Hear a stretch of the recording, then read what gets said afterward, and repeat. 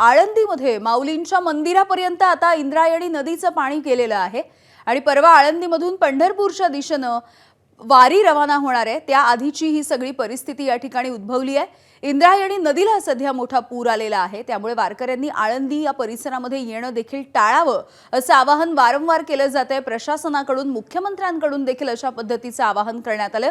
आषाढी वारीच्या आधी जिल्हा प्रशासनानं हे आवाहन केलंय। आळंदीमधली ही दृश्य जर आपण बघितली तर चारही पूल सध्या पाण्याखाली गेल्याची स्थिती आहे।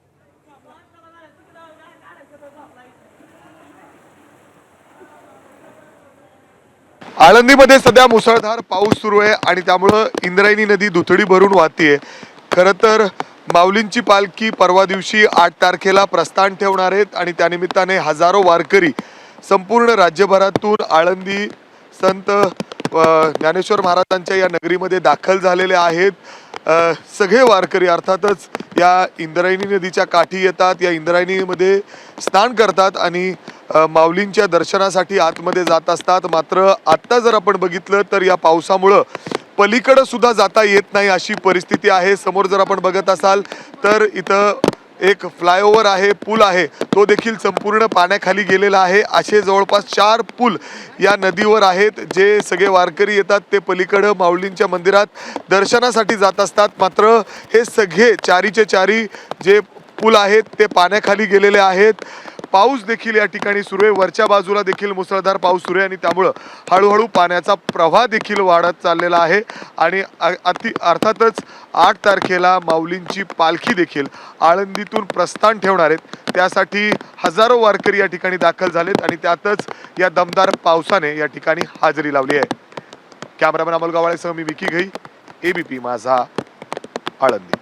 तर वारकऱ्यांनी आळंदीमध्ये जाऊ नये असं मुख्यमंत्र्यांनी आवाहन केलेलं आहे आणि आळंदीच्या ऐवजी वारकऱ्यांनी पुण्यामध्ये थांबावं, कारण सध्या इंद्रायणीला आलेला हा पूर आपण पाहतो आहोत आणि अगदी माऊलींच्या मंदिरापर्यंतची ही सगळी पाण्याची दृश्य आहेत। पालखी आम्ही आळंदीमधून पुण्यामध्ये आणू असं देखील मुख्यमंत्र्यांनी म्हटलंय, त्यामुळे लोकांनी वारकऱ्यांनी अनावश्यक असा प्रवास टाळावा असं आवाहन करण्यात येत आहे।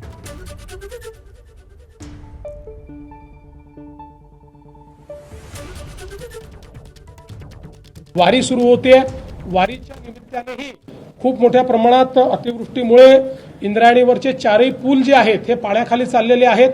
त्यामुळे वारकऱ्यांना ही विनंती आहे, आता वारी 10 तारखेला पुण्यात पोहोचते आळंदी आणि देहूवरनं, तर ती वारी तर आपण तिथे आणू, पण वारकऱ्यांनी आता तिथे न जाता पुण्यामध्येच आलं पाहिजे, कारण तिथे जाणं हे धोक्याचं आहे। त्यामुळे सगळ्या वारकऱ्यांना ही विनंती आहे की मोठ्या प्रमाणात देहू आणि आळंदीला जमा न होता त्यांनी जर पुण्यामध्ये ते आले तर अधिक सोयीचं होईल किंवा त्यातनं कुठलंही डिझास्टर होणार नाही।